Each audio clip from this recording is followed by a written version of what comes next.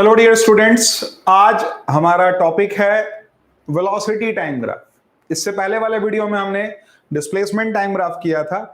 अब displacement time graph से किसी मोशन को रिप्रेजेंट करने के साथ साथ हमको यह भी सीखना होगा कि हम वेलोसिटी टाइम ग्राफ के साथ हम किसी मोशन को कैसे रिप्रेजेंट कर सकते हैं।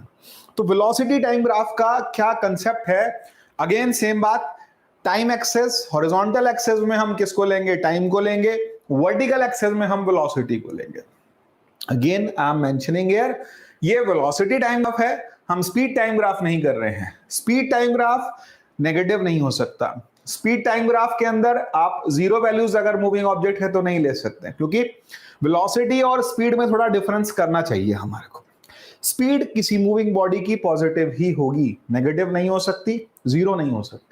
लेकिन वेलोसिटी किसी भी मूविंग बॉडी की पॉजिटिव भी हो सकती है, नेगेटिव भी हो सकती है और जीरो भी हो सकती है। हाँ, जीरो भी हो सकती है। अब आप बोलोगे सर ऑब्जेक्ट मूविंग है और आप कह रहे हैं वेलोसिटी जीरो है। हाँ, ऑब्जेक्ट मूविंग है और वेलोसिटी जीरो है, ये कौन सा केस हो गया? तो कहता है ऑब्जेक्ट मूविंग के साथ अगर जीरो वेलोसिटी का केस है तो आप इसको ऐसे समझिए कि आपने ऑब्जेक्ट को ऊपर फेंका, it reached to the certain maximum height, it returned back and coming back to the ground, तो टॉप मोस्ट पोजीशन पर उसकी वेलोसिटी क्या होगी? टॉप मोस्ट पोजीशन पर उसकी वेलोसिटी होगी जीरो, क्योंकि ऑब्जेक्ट की जाने के बाद और आने के बाद, जाने के बाद और आने से पहले जो इनिशियल वेलोसिटी थी वहां पर वो क्या थी? जीरो। एक और बात, ऑब्जेक्ट ऊपर जा रही है, वेलोसिटी अगर आप पॉजिटिव ले रहे हैं तो ऑब्जेक्ट नीचे आने की वेलोसिटी आप क्या लेंगे? नेगेटिव। तो वेलोसिटी टाइम ग्राफ में आप पॉजिटिव भी दिखा सकते हैं, नेगेटिव भी दिखा सकते हैं और जीरो भी दिखा सकते हैं, लेकिन आप स्पीड टाइम ग्राफ में सिर्फ पॉजिटिव पॉजिटिव दिखा सकते हैं। So we opted to go for velocity time graph, not for speed time graph. एक बात और हमको शुरुआत में ही मार्क कर लेनी है, ये बात की वेलोसिटी टाइम ग्राफ के अंदर क्या क्या सिग्निफिकेंस निकल करके आ सकते हैं और स्पीड वेलोसिटी टाइम ग्राफ के क्या क्या सिग्निफिकेंस निकल के आ सकते हैं। इन सिग्निफिकेंसेस पे करके कर लेते हैं। तो पहला पॉइंट, पहला मंत्र जो है इसका वो ये है कि area under VT graph, area under VT graph क्या दिखाएगा? डिस्टेंस। अब आप कहोगे सर डिस्प्लेसमेंट क्यों नहीं बोला? तो अगर हम एल्जेब्रिकली लेकर के चल रहे हैं, नॉर्मल वैल्यूज को हम कैलकुलेट करते चल रहे हैं तो हम डिस्टेंस लेंगे, इसलिए हम बच्चों को कहते हैं आप डिस्टेंस लीजिए। अगर डायरेक्शन बदली है, डायरेक्शन बदल गई है, तो हम कह देंगे कि ऑब्जेक्ट की वेलोसिटी क्या हो गई? अपोजिट हो गई, ऑब्जेक्ट की डायरेक्शन बदल गई, वेलोसिटी, तो फिर हम डिस्प्लेसमेंट निकालेंगे। लेकिन यूजुअली हम कैलकुलेशन में क्या निकालते हैं कि ऑब्जेक्ट ने कितना डिस्टेंस कवर किया, टोटल वैल्यूज को, टोटल एरियाज को ऐड कर देते हैं तो हम लोगों के पास डिस्टेंस, अभी करके बताऊंगा, बट फार्मूला इज, मंत्र इज कि area under velocity time graph is what? Distance. Second point, second आता है मेरे पास स्लोप। अभी मैं इस चीज को और एक्सप्लेन करूंगा। Slope of VT graph, acceleration. Velocity time graph का जो स्लोप होगा वो आपको क्या दिखाएगा? एक्सेलरेशन। अगर स्लोप जीरो है तो एक्सेलरेशन जीरो है। अगर एक्सेलरेशन जीरो होने का मतलब वेलोसिटी क्या है? कांस्टेंट है। दूसरा केस, अगर एक्सेलरेशन पॉजिटिव है तो इसका मतलब वेलोसिटी इज इंक्रीजिंग। अगर एक्सेलरेशन नेगेटिव है तो वेलोसिटी इज डिक्रीजिंग। वो केस हो जाएगा रिटार्डेशन का। तो दो चीजें हमारे पास है। देखो, इस कॉन्सेप्ट को अच्छे से समझने के लिए आप वीडियो के साथ लास्ट तक जुड़े रहें ताकि आप समझते रहें। और सबसे पहला काम आप लोगों को कर लेना चाहिए कि इस चैनल को आप सब्सक्राइब कर लें, आप इसका बेल आइकन को भी दबा दें ताकि आपको नोटिफिकेशन आ जाए जब भी हमारी वीडियो आ रही हो। अब आते हैं अगले आर्टिकल पर। अगला आर्टिकल जो हमारे पास है, पहला पार्ट आता है हमारे पास वीटी ग्राफ का कि object moving with constant velocity.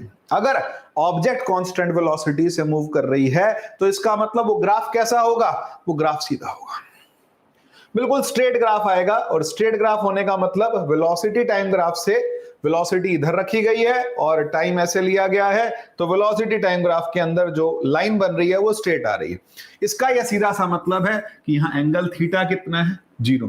Theta zero होने का मतलब क्या हो गया कि स्लोप क्या आ गई? जीरो। और अगर स्लोप जीरो आई तो इसका मतलब क्या लेके चलेंगे कि एक्सेलरेशन क्या है? जीरो है। इसका मतलब line parallel to time axis represents that the particle is moving with constant velocity. यहीं पर एक और बात मैं इसी ग्राफ से सिखा देता हूं आपको कि how to find the distance covered. हम डिस्टेंस कवर्ड कैसे कैलकुलेट कर सकते हैं। अब डिस्टेंस कवर्ड वाले पार्ट पर अपन आ जाते हैं और उस चीज को थोड़ा सा डिस्कस करते हैं कि डिस्टेंस कवर्ड वाले केस में हम लोग कैसे लेके चल सकते हैं। थोड़ा समझिएगा, कुछ वैल्यूज ले लेते हैं। टाइम एक्सेस पर 0, 2 second, 4 second, 6 second, 8 second, 10 second, 12, 14। Time हमने सेकंड्स में ले लिया और वेलोसिटी आप ले रहे हैं मान लो 4 metre per second, 8 metre per second, 12 metre per second, 16 metre per second, 20 metre per second, but velocity is getting constant. तो हमारे पास कांस्टेंट वेलोसिटी वाला पार्ट चल रहा है और टाइम वाले पार्ट के अंदर हम लोग इसको ऐसे दिखा रहे हैं कि ये टाइम एक्सेस हो गई और टाइम के अंदर हमने टाइम ले लिया 0, 2, 4, 6, 8, 10, 12। टाइम आ गया मेरे पास सेकेंड्स में और मान लिया ऑब्जेक्ट ऐसे चल रही है, कांस्टेंट वेलोसिटी से चल रही है और 12 मीटर पर सेकेंड से चल रही है। अगर ये 12 मीटर पर सेकेंड से चल रही है तो इसका मतलब 8 सेकेंड तक, मान लो अगर मैं 8 सेकेंड तक गया तो डिस्टेंस कवर्ड क्या आएगी। बहुत सिंपल सी बात है, area under velocity time graph. आपको वेलोसिटी टाइम ग्राफ का एरिया लेना है, तो एरिया कैसे लिया जाएगा।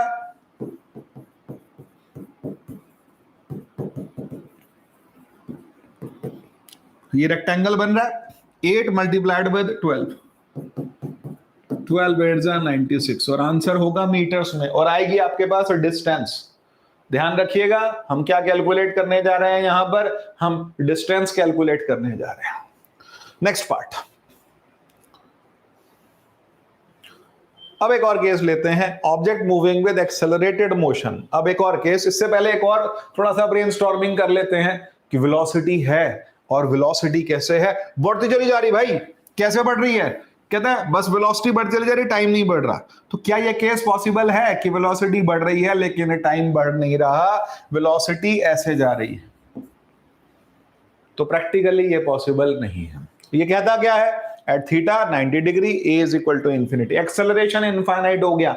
इनफाइनाइट एक्सेलरेशन का मतलब क्या है कि वेलोसिटी बढ़ती ही चले जा रही है।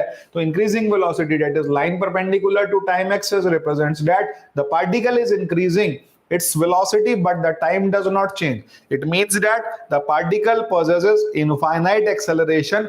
Again the disclaimer is, disclaimer क्या है कि ये केस प्रैक्टिकली पॉसिबल नहीं है, प्रैक्टिकली आपके पास ये केस नहीं मिलेगा। ठीक है, अब अगले पार्ट पर आते हैं। हमने ऐसे वाला ग्राफ बनाना है जिसमें वेलोसिटी बढ़ रही है टाइम के साथ साथ, नॉर्मल केस जिसमें वेलोसिटी टाइम के साथ बढ़ रही है। एक बार उस वाले केस को भी देख लेते हैं, उस वाले केस की स्लाइड को भी हम डिस्कस कर लेते हैं।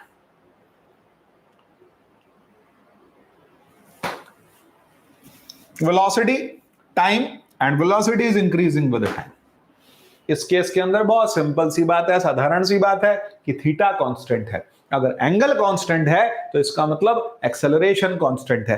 एक्सेलरेशन कांस्टेंट होने का यह मतलब नहीं है कि वेलोसिटी कांस्टेंट है। एक्सेलरेशन कांस्टेंट होने का मतलब यह है कि वेलोसिटी कांस्टेंटली इंक्रीज कर रही है और इसके साथ साथ वेलोसिटी अगर कांस्टेंटली, तीन चीजें हो गई, एक्सेलरेशन, वेलोसिटी और डिस्प्लेसमेंट। एक्सेलरेशन कांस्टेंट है, वेलोसिटी इंक्रीज कर रही है कांस्टेंट मैनर में, लेकिन डिस्प्लेसमेंट क्या कर रहा है, डिस्प्लेसमेंट बहुत तेजी से बढ़ रहा है क्योंकि वेलोसिटी बढ़ रही है और उसकी वजह से कल ग्राफ बना के दिखाया था, कल वाला जो ग्राफ बनवाया था वो ग्राफ ऐसे गया था हमारा, आपको शायद ध्यान होगा कि वो ग्राफ ऐसे गया था। तो कैसे जाना है, एक्सेलरेटेड मोशन में डिस्प्लेसमेंट टाइम ग्राफ अलग होगा, वेलोसिटी टाइम ग्राफ अलग होगा, एक्सेलरेशन टाइम ग्राफ अलग होगा। इसी का एक बार तीनों बना के भी दिखा दूंगा मैं आपको, थोड़ा सा समझ आ जाएगी बात कि हम लोग इसको कैसे डिस्कस कर सकते हैं कि अगर हमने तीन चीजें लेनी है, वेलोसिटी टाइम ग्राफ भी लेना पड़ रहा है, एक्सेलरेशन टाइम ग्राफ भी लेना चाह रहे हैं, तो भाई पहले वेलोसिटी टाइम ग्राफ ले लेते हैं क्योंकि बीच में आ जाता है। 1 2 3 4 5 6 टाइम ले लिया और उसके बाद टाइम किस में लिया, टाइम लिया है आपने सेकंड्स में, डिस्प्लेसमेंट लिया है 2 4 6 8 10 12, ये वेलोसिटी आ गई आपकी किसमें, मीटर्स पर सेकंड में। तो पहले वेलोसिटी कितनी थी 2, उसके बाद कितनी हो गई 4, उसके बाद कितनी हो गई 6, उसके बाद कितनी हो गई 8। Velocity is increasing with time. तो पहला केस एक्सेलरेशन क्या होगा, एक्सेलरेशन स्लोप के बराबर होगा, परपेंडिकुलर अपॉन बेस के बराबर होगा 8 minus 0 upon 4 minus 0, it is coming 2 metre per second square. अगर मुझे एक्सेलरेशन टाइम ग्राफ बनाना हो तो मैं कैसे बनाऊंगा, बहुत ध्यान दीजिएगा। हमने टाइम एक्सेस, वही टाइम तो हमेशा ही सेम है भाई, टाइम हमेशा सेम है, टाइम पढ़ने वाले के लिए भी सेम है और टाइम ना पढ़ने वाले के लिए भी सेम है। टाइम दोनों के लिए बराबर गति से, बराबर स्पीड से चलता चला जा रहा है। तो टाइम एक्सेलरेशन टाइम ग्राफ में भी, वेलोसिटी टाइम ग्राफ में भी, डिस्प्लेसमेंट टाइम ग्राफ में सेम रखना है। टाइम सबके लिए सेम है, इट अप टू यू कि आप उसको कैसे मैनेज करते हैं। अब आ गई आपके पास डिस्प्लेसमेंट एक्सेलरेशन वाली पार्ट। तो यहां पर एक्सेलरेशन कितना आएगा, 8 minus 0 upon 4 minus 0, it is coming 2 metre per second square. मान लो मैंने ये 1 लिया, ये 2 लिया, ये 3 लिया, ये 4 लिया। अब इसका एक्सेलरेशन टाइम ग्राफ कैसा आएगा, सेम, एकदम स्ट्रेट लाइन। लेकिन इसी का अगर मुझे क्या निकालना हो, डिस्प्लेसमेंट टाइम ग्राफ निकालना हो, तो वो भी बना के दिखाता हूं। थोड़ी सी वहां मेहनत करते हैं, थोड़ी यहां ब्रेनस्टॉर्मिंग करते हैं कि हम लोग अगर डिस्प्लेसमेंट कैलकुलेट करना हो तो कैसे कैलकुलेट करेंगे। इसी ग्राफ से हम लोगों को अगर डिस्प्लेसमेंट पर जाना होगा तो डिस्प्लेसमेंट हम कैसे कैलकुलेट करेंगे, जरा वो समझ लेते हैं। और ये समझना बहुत जरूरी है बच्चों के लिए, क्योंकि यहीं पर बच्चा कंफ्यूज होता है। इसीलिए ग्राफ बुरे लगते हैं। मैं ग्राफ को शुरुआत में ही उठा लिया, क्योंकि बिकॉज ग्राफ से बच्चों को लगता है बड़ा टफ टॉपिक है, और क्वेश्चन आता है, एग्जाम में क्वेश्चन आता है। और अगर ग्राफ देखना आ जाए बच्चे को तो क्वेश्चन मिनटों में सॉल्व होता है, उसमें बहुत ज्यादा टाइम नहीं लगता, मिनटों भी ज्यादा बोल गया, सेकंड्स में सॉल्व होता है। तो कहता पहला पार्ट अपन ले लेते हैं कि हमने, हमारी ऑब्जेक्ट ने सिर्फ 1 सेकंड में कितना कवर किया। कहते हैं छोटा सा ट्रायंगल बन रहा है 1 सेकंड में, तो इसका एरिया निकालते हैं इन 1 सेकंड। तो डिस्टेंस कितनी आएगी, एरिया, एरिया क्या है, half into base into height, तो हाफ इंटू 1 इंटू 2 कितना चला, 1 मीटर। 2 सेकंड में कितना चल जाएगा, half into 2 into 4, it's coming 4 metres in 3 seconds. Half into 3 into 6, sir ज्यादा तो नहीं ले गए, नहीं, 3 और 6, half into 3 into 6, it is coming 9 metres.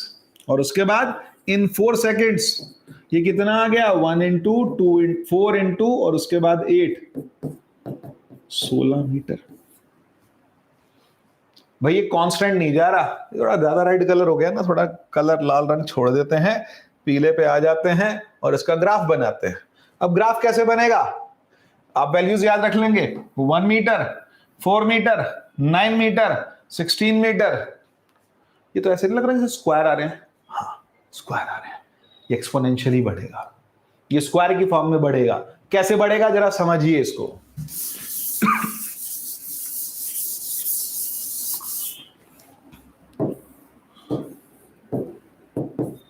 1 2 3 4 5, यार आपका 4 ऐसे ले लें, 5 का डिफर ले लेते हैं, 5 10 15 20 25। आप फ्री हैं कि आप कितना भी इंटरवल ले लें, लेकिन बनाएंगे ईमानदारी से, बनाएंगे बायस्ड होके नहीं कि आप नहीं ऐसे ही आना चाहिए, मैंने सोच रखा था ऐसे ही आएगा, ऐसे देख ऐसे ही आ रहा, ऐसे नहीं करना। अगर पहले सेकंड में 1 गया और 2 सेकंड में 4 गया और 3 सेकंड में 9 गया और 4 सेकंड में 16 गया, भाई ये ग्राफ कैसा जा रहा है। अब इस ग्राफ का जरा हिसाब किताब देख लीजिए कैसे जाएगा। ये ग्राफ ऐसे जा रहा है भाई। ये कर्व जो है हमारे पास एक्सपोनेंशियल, इससे पहले एक्सेलरेशन टाइम ग्राफ ऐसे। अभी एक बच्चे ने क्लास में पूछा था, सर ग्राफ से कैसे कन्वर्जन ले सकते हैं। बहुत सिंपल सी बात है, अगर वेलोसिटी टाइम ग्राफ है तो उससे आप डिस्प्लेसमेंट टाइम ग्राफ, और वेलोसिटी टाइम ग्राफ से आप acceleration time graph. Acceleration time graph straight आया और डिस्प्लेसमेंट टाइम ग्राफ या डिस्टेंस टाइम ग्राफ स्ट्रेट, यहां सीधे जा रही है ऑब्जेक्ट, तो इसलिए डिस्टेंस डिस्प्लेसमेंट सेम है। प्रॉब्लम कहां पड़ती है, जब ऑब्जेक्ट रैंडम जाती है या वेलोसिटी रैंडमली चेंज होती है, तब फिर डिस्टेंस और डिस्प्लेसमेंट का केस हमको कंसीडर करना पड़ता है। वो वाला पार्ट भी मैं आपको अब समझा लेता हूं, because we have done the velocity time graph when the object is moving under acceleration.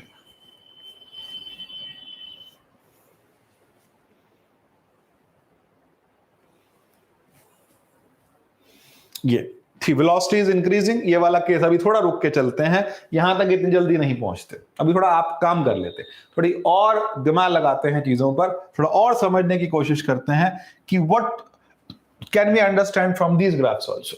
मान लीजिए एक ऑब्जेक्ट चली,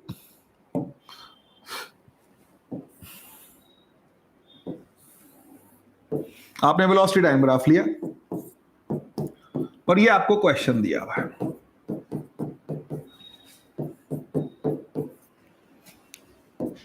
वेलोसिटीज दी हैं 5, 10, 15, -5, -10 एंड -15।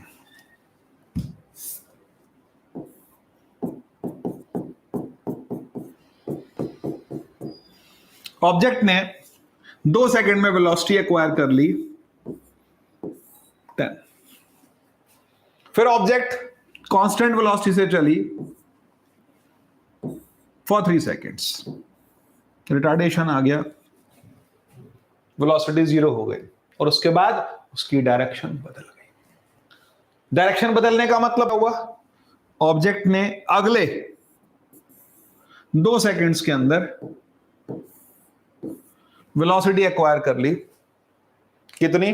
-10। डायरेक्शन बदल गई और उसके बाद कांस्टेंट वेलोसिटी चली है 2 सेकेंड्स तक।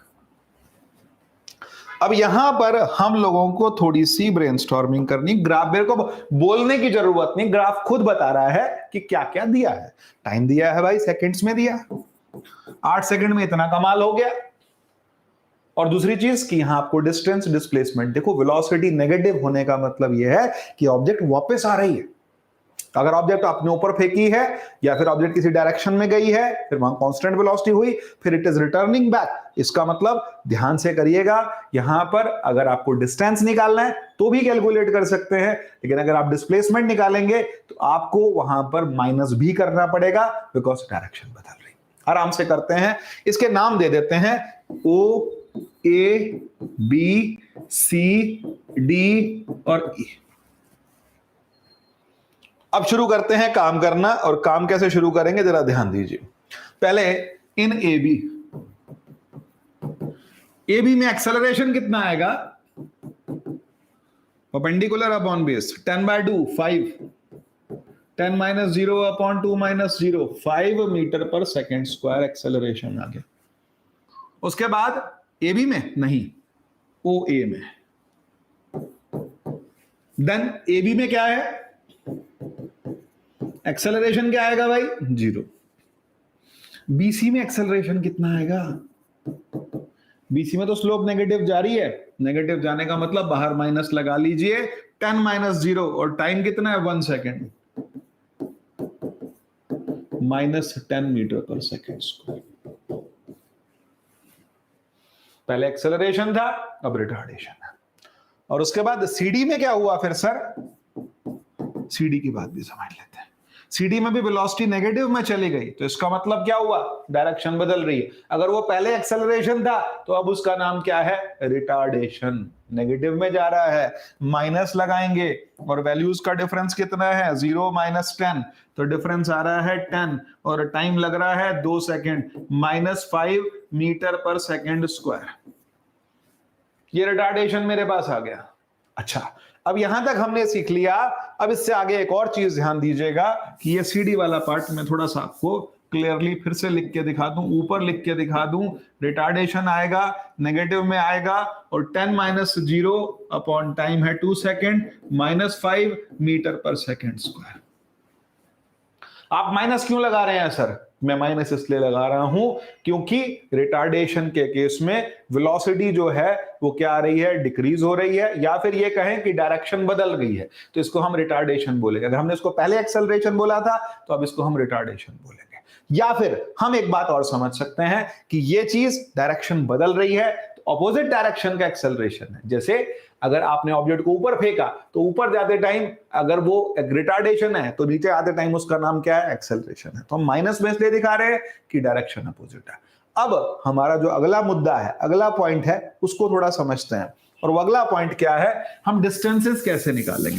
सर एक चीज आपने छोड़ दी, डीई वाला पार्ट। तो भाई डीई वाले पार्ट के अंदर हमारे पास में कांस्टेंट वेलोसिटी थी। तो कांस्टेंट वेलोसिटी का मतलब वहां पर एक्सेलरेशन की वैल्यू कितनी आ रही है, 0 आ रही है। तो उसको करने की हमें बहुत जरूरत नहीं है।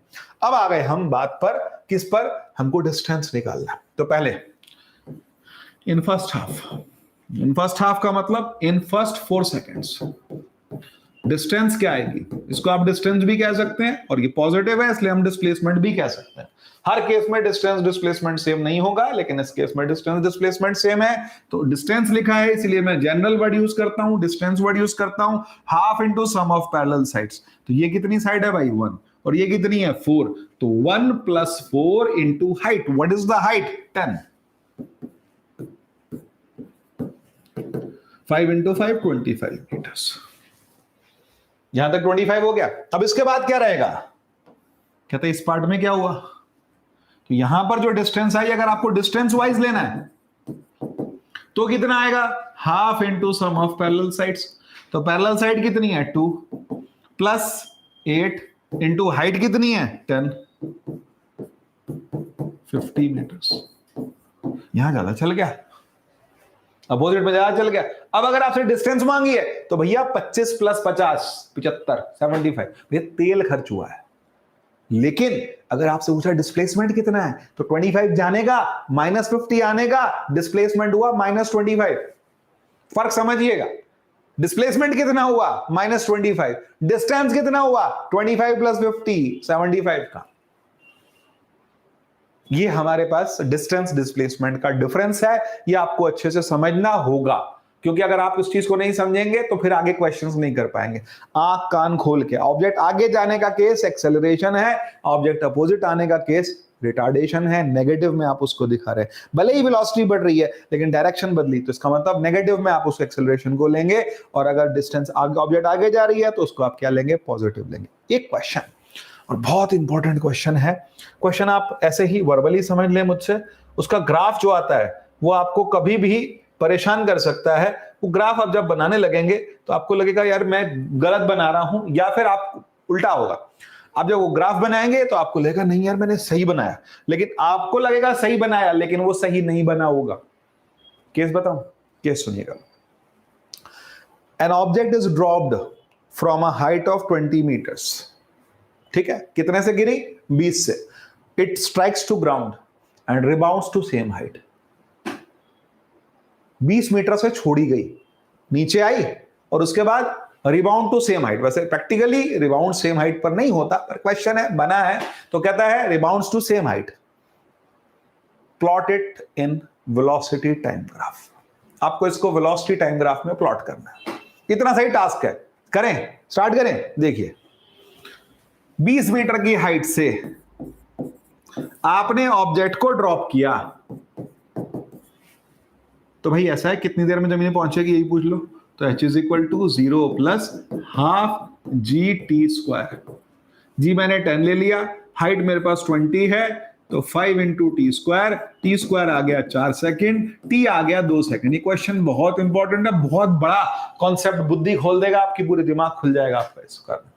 t कितना आ गया, 2 सेकंड, नीचे आने में 2 सेकंड, पहुंच के वेलोसिटी कितनी आ गई, तो वेलोसिटी इन 1 सेकंड कितनी आएगी, 0 + 10 × 1 10 सेकंड, 10 मीटर पर सेकंड। वेलोसिटी इन 2 सेकंड्स कितनी आएगी, 0 + 10 × 2 कितनी आ गई, 20 मीटर्स पर सेकंड। तो इसका मतलब यहां 10 हुई है और यहां पहुंच के कितनी हो गई, 20।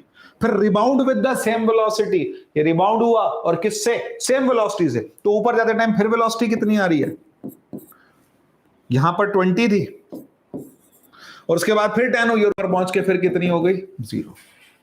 फिजिक्स ये मानती है कि जिस पॉइंट को आप क्रॉस करके चलते हैं, जिस पॉइंट यहां आपकी 0 थी तो यहां वापस आके भी 0 होगी, यहां आपकी 10 थी ज्यादा टाइम भी 10 थी, यहां 20 थी ज्यादा टाइम भी 20 है, हमने ये लिया है, it rebounds to the same height. Now the task is, अब टास्क क्या आ गया हमारे आगे टास्क आ गया कि इसकी क्या प्लॉट करना है, हमको ग्राफ प्लॉट करना है। आप वैल्यूज आप नोट डाउन कर लें, वैल्यूज आप समझ लें, लेकिन हमको इसका ग्राफ जब प्लॉट करना होगा तब कैसे प्लॉट करेंगे इसको समझिए। यहां पर आपको कई बातें क्लियर होंगी। कैसे, इतने कॉन्फिडेंस से सर आप कैसे कह रहे हैं?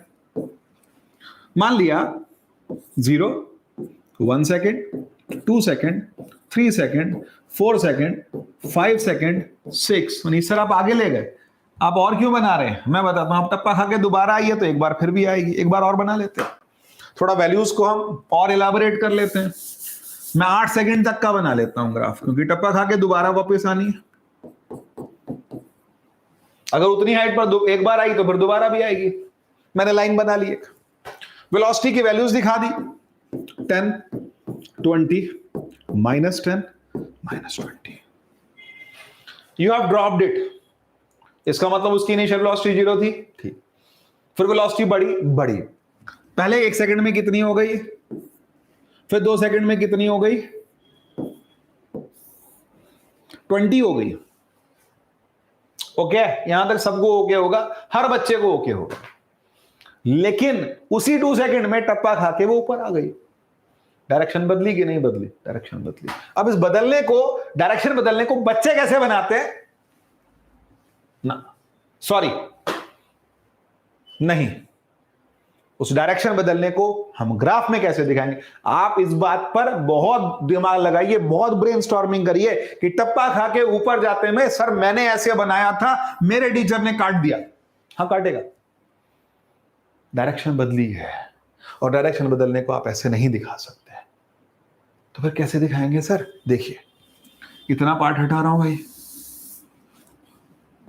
आपको हर्ट तो होगा ये बात, आपको बुरी तो लगेगी, क्लास में बच्चों को अजीब लगता है, यार सर मैंने ठीक किया था, ऐसे ही करके आया था, कट गया। हाँ कट गया, क्योंकि वेलोसिटी अब कौन सी आ गई। अब मैं इसको किसी और कलर से दिखा देता हूं आपको।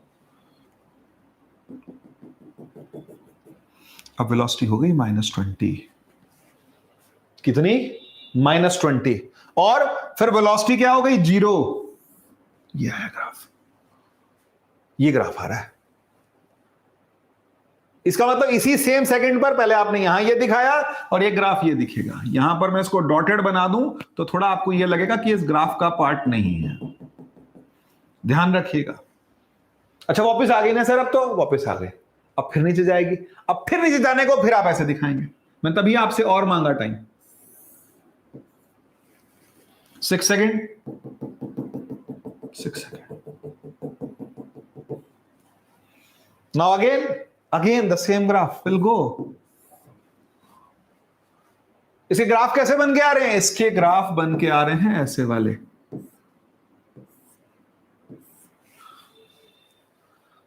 Is it possible? Yes it is possible. यही समझाना है, यही दिमाग लगाना है कि ऐसे ग्राफ भी पॉसिबल है। हाँ ऐसे ग्राफ भी पॉसिबल है। मुझे नहीं पता आपने किए हैं कि नहीं किए, मुझे नहीं पता आपको ये समझ आया कि नहीं आया, पहले कहीं समझ आया कि नहीं, पर अब आपको कोशिश करके जान लगा के इस चीज को समझना है कि ऐसे ग्राफ भी पॉसिबल है। चलें अब अगले आर्टिकल पे, अब उसकी बात करते हैं जिस तरीके से आप अपनी एक्टिवा चलाते हैं। कैसे चलाते हैं भाई? उसका कान मरोड़ देते हैं कि नहीं मरोड़ते? बुरी तरह मरोड़ देते हैं। उसको ऐसे चलाते हैं कि जैसे कहीं से बस पूरा घुमा दे। मतलब एक तो होता है एक्सेलरेशन कांस्टेंट है, वेलोसिटी बढ़ रही है। नहीं जी, हमने क्या किया हमने तो एक्सेलरेशन भी बढ़ाना है, घूम करके इतने तेज घुमाना है कि वेलोसिटी बहुत तेजी से बढ़े।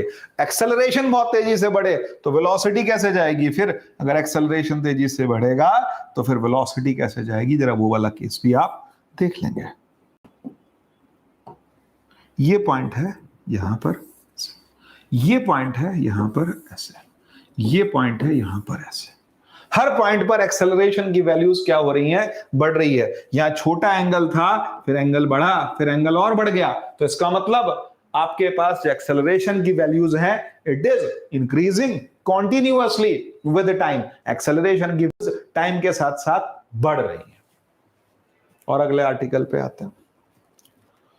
तो theta increases, so acceleration increases, that is line bending towards the velocity axis represents the increasing acceleration of the body.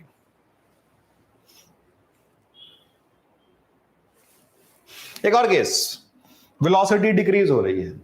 आपने ऑब्जेक्ट को ऊपर फेंका है तो वेलोसिटी क्या होगी? डिक्रीज होगी। ये तो एक केस हुआ, लेकिन अगर आपकी ऑब्जेक्ट को अगर आपने देख लिया कि सामने कोई ऑब्स्टेकल है और आप ब्रेक लगाए चले जा रहे हैं ताकि वो किसी भी हालत में रुक जाए, तो इसका मतलब आपका रिटार्डेशन बहुत तेजी से क्या हो रहा है, बढ़ रहा है। रिटार्डेशन बहुत तेजी से बढ़ रहा है, तो उस केस के अंदर जो ग्राफ आएगा वो ऐसा आएगा।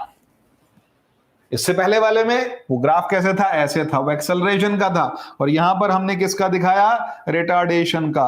और ये यूनिफॉर्म है, नो सर, ये यूनिफॉर्म नहीं है, ये यूनिफॉर्म वाला केस ही नहीं है। ये रिटार्डेशन हमारे पास आ रहा है, लेकिन कैसा रिटार्डेशन है, यहां पर वेलोसिटी जो है वो डिक्रीज कर चली जा रही है, वेलोसिटी में चेंजेस। तो कहता है theta decreases, acceleration decreases, that means line bending towards the time axis represents the decreasing acceleration. आपका एक्सेलरेशन जो हो रहा है वो क्या हो रहा है, डिक्रीज हो रहा है। वेलोसिटी बढ़ तो रही है, लेकिन हमारे पास एक्सेलरेशन क्या हो रहा, डिक्रीज हो रहा, और यहां पर एक्सेलरेशन बहुत तेजी से बढ़ रहा है। तो यहां पर एक चीज मैं आपको और क्लियर कर दूं, एक जगह एक्सेलरेशन बढ़ रहा है बहुत तेजी से और एक जगह एक्सेलरेशन घट रहा है।